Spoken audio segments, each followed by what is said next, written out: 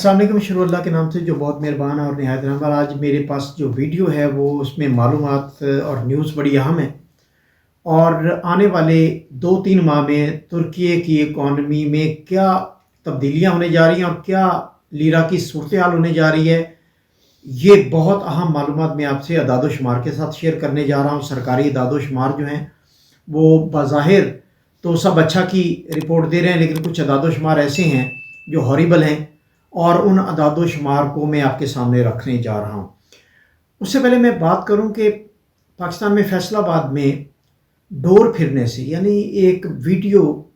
Social media पर viral है कि एक नौजवान जिसकी रमज़ान यानी ईद के बाद शादी थी, वो नौजवान खूबसूरत नौजवान वो मोटरसाइकिल पर गिरता है और उसके बाद वो खड़ा होता है, उसके गले से खून जारी होता है और उसके बाद वो वहाँ पर बैठ जाता है, फिर खड़ा होता है, फिर गिर जाता है और वो इस दुनिया फ़ानी से कूच कर जाता है। तो मिन हसल कौम, अगर हमारी ये कौम अब तक इस खूनी खेल को ये नहीं समझ सकी कि पतंगबाजी जो है वो एक खूनी खेल है और इससे नौजवान, बच्चे, बूढ़े कोई भी महफूज नहीं। मैं आपको बताऊं, जब मैं पाकिस्तान में था तो मेरे बेटे ने मोटरसाइकिल की फरमाइश की कॉलेज जाने के लिए, तो मुझे सबसे ज़्यादा अपने दुश्मनों से मुझे कोई ख़तरा नहीं होता था और उसकी इतनी फ़िक्र नहीं होती थी, क्योंकि मेरे दुश्मन मुझे जानते थे कि वो अगर कोई वार करेंगे तो मैं हट के पलट के उससे 10 गुना बड़ा वार करूँगा। लेकिन मुझे इस गुमनाम कातिल की बहुत ज़्यादा फ़िक्र होती थी। जब वो कॉलेज जाता था तो मुझे यही फ़िक्र होती थी कि वो मोटरसाइकिल पर गया और यहाँ पर ऐसे गुमनाम कातिल जो इस खेल को अपनी इंजॉयमेंट के लिए इस्तेमाल करते हैं लेकिन लोगों के घर उजाड़ देते हैं। मिन हैसल कौम, हमें इस खूनी खेल को समझना चाहिए और इससे इज्तनाब करना चाहिए। और हर साल किसी का बच्चा, किसी का बाप, किसी का भाई, किसी का खामद इस दुनिया से कूच कर जाता है इस खूनी खेल की वजह से। लेकिन पूरी दुनिया में शोर उठता है इस खेल के बारे में और सोशल मीडिया का दौर है, घर घर तक ये खबर पहुंचती है, उसकी वीडियो पहुंचती है। इंतहाई तकलीफदेह वीडियो है सोशल मीडिया पर जो वायरल है और वो देखी नहीं जा सकती। जिस तरह खून से लथपथ होकर वो गिरता है और नौजवान जान से जाता है इस डोर की वजह से, तो हमें मिन हैसल कौम इसका फ़ैसला करना होगा कि ये खूनी खेल जारी रहेगा और इसी तरह लोगों के घर उजड़ते रहेंगे। अब मैं आता हूँ अपने असल मौजू की तरफ। तुर्की में, क्योंकि आपको पता है कि बल्दियाती इंतखाबात यानी लोकल बॉडी इलेक्शन जो है वो 31 मार्च को होने जा रहे हैं और 31 मार्च को लोकल बॉडी इलेक्शन के इस तनाज़ुर में हुकूमती ऐवानों में सिर्फ़ और सिर्फ इलेक्शन की हद तक, यानी 31 मार्च की हद तक डॉलर को रोकने के लिए अब तक 2024 में तकरीबन 30.6 अरब डॉलर झोंक दिया गया मार्केट में। यानी मरकज़ी बैंक ने जनवरी और फरवरी के महीने में 30.6 बिलियन डॉलर बेचा है सिर्फ लीरा की प्राइस को कंट्रोल करने के लिए। लेकिन इसके बावजूद लीरा तकरीबन 1.5 लीरा फी डॉलर कमज़ोर हुआ है। अब इससे अंदाज़ा लगा लें, जनवरी में 20 अरब डॉलर और फेब में तकरीबन 10.6 अरब डॉलर मरकज़ी बैंक ने फ़रोख्त किया मार्केट में, सिर्फ इसको जो लीरा की साख को मेंटेन करने के लिए और लीरा के एक्सचेंज रेट को मेंटेन करने के लिए। और अगर आप 2023 में देखें तो इस अरसे में, यानी वहाँ पर 2023 की फ़िगर जो है वो सिर्फ मेरे ख्याल में कुछ 6 अरब डॉलर के करीब है। मेंटेन उस वक्त भी किया जा रहा था क्योंकि लास्ट ईयर भी सदारती इंतखाबात थे मई में और वहाँ भी इसकी मेंटेनेंस जारी थी। लेकिन अब तो इंतहा हो गई। यानी आप ये देखिए, हुकूमत इतनी बुखलाई हुई है इस वक्त जो लोकल बॉडी इलेक्शन को जीतने के लिए और उसके जो प्राइस को मेंटेन करने के लिए कि मरकज़ी बैंक अब तक 30.6 अरब डॉलर वो मार्केट में बेच चुका है सिर्फ लीरा की मेंटेनेंस में। अब मैं आपको कुछ और फिगर्स भी देता हूँ। जो आपको पता है कि इंटरेस्ट रेट बतदरीज बढ़ाया जा रहा है तुर्की में और यानी रिज़र्व बढ़ाने के लिए, उसको अट्रैक्शन देने के लिए, लीरा की साख को मजबूत करने के लिए इंटरेस्ट रेट को 50% کے لیول تک لے کے جایا گیا ہے، لیکن اس کے باوجود اکانومی جو ہے وہ سٹیبل نہیں ہو پا رہی، اور اکانومی سٹیبل نہ ہونے کی سب سے بڑا جو پیرامیٹر ہے کہ صرف جو ڈالر بیچنے اور اس کے علاوہ جو آپ دیکھیں جو انٹرسٹ ریٹ کی مد میں جو فکس ڈپازٹ ٹرم ڈپازٹ کو جو پیمنٹ کی جا رہی ہے، اس مد میں صرف جنوری میں 121.6 ارب لیرہ صرف انٹرسٹ ریٹ میں دیا گیا ہے، جبکہ اس سے اگر آپ پچھلے سال میں جائیں تو اس وقت صرف 21.3 ارب لیرہ دیا گیا تھا ان ٹرم ڈپازٹ کے جو فکس ڈپازٹ ہے مرکزی بینک کی طرف سے، جو اس کا مارک اپ یا انٹرسٹ دیا گیا تھا یا فائز کہتے ہیں ادھر، وہ دیا گیا تھا۔ اب اگر آپ تک کے اعداد و شمار کو دیکھیں تو 176.4 ارب لیرہ صرف جو ٹرم ڈپازٹ کے جو انٹرسٹ کی مد میں مرکزی بینک ادا کر چکا ہے اس 2024 1 جنوری سے لے کے اب تک۔ اور اگر آپ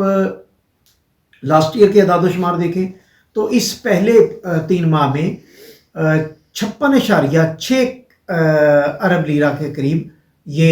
مارک اپ یا انٹرسٹ کی مد میں مرکزی بینک نے دیا تھا۔ تو یہ اتنا بڑا جو گیپ آیا ہے، یہ گیپ جو ہے یہ کچھ انتہائی خطرناک الارم دے رہا ہے اکانومی کے لیے، اور وہ الارم 100% اس کی تصدیق ہو رہی ہے صرف ایک فگر سے کہ اس وقت ترکی کے مرکزی بینک کے پاس -76 بلین ڈالر ریزروز ہیں، یعنی پلس میں نہیں ہے، مائنس میں، یعنی ادھار میں، نیگیٹو میں 76 ارب ڈالر مرکزی اسٹیٹ بینک ترکی کا مائنس میں ہے۔ اور جو ڈالر بیچنے اور یہ جو دینے کے بعد جو فیض ہے یا جو انٹرسٹ ریٹ مارک اپ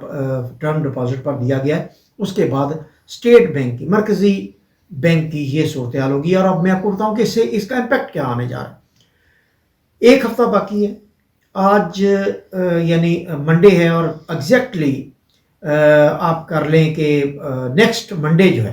وہ لوکل باڈی کے الیکشن ختم ہو جائیں گے، اتوار کو ووٹنگ ہو جائے گی، رزلٹ اناؤنس ہو جائیں گے۔ اس کے بعد ہونے کیا جا رہا ہے؟ ہونے یہ جا رہا ہے کہ اسٹیٹ بینک کی، مرکزی بینک کی موجودہ صورتحال اور اب تک کے مارک اپ میں ادائیگیوں اور جو ڈالر مارکیٹ میں بیچا گیا،